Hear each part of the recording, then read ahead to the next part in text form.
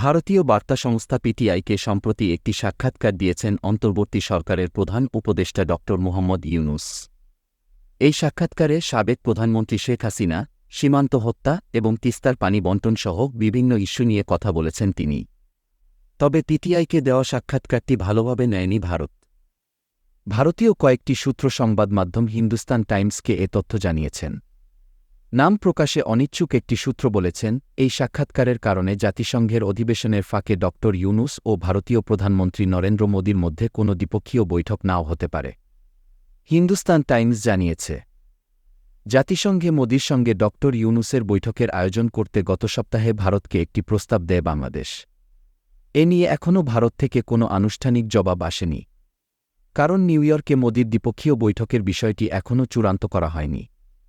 অধ্যাপক ইউনূস পিটিআইকে দেওয়া সাক্ষাৎকারে বলেন, সাবেক প্রধানমন্ত্রী শেখ হাসিনা ভারতে বসে যেসব দিকনির্দেশনা দিচ্ছেন সেগুলো উচিত নয়। তিনি প্রত্যর্পণের অনুরোধ জানানোর আগ পর্যন্ত হাসিনাকে চুপ থাকার আহ্বান জানান। এছাড়া আওয়ামী লীগ ছাড়া অন্য রাজনৈতিক দলকে ভারত যে ইসলামিক দল মনে করে সেটিও ঠিক নয় বলে মন্তব্য করেন ড ইউনূস।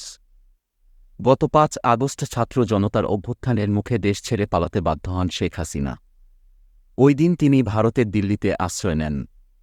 এরপর থেকে সেখানেই আছেন তিনি।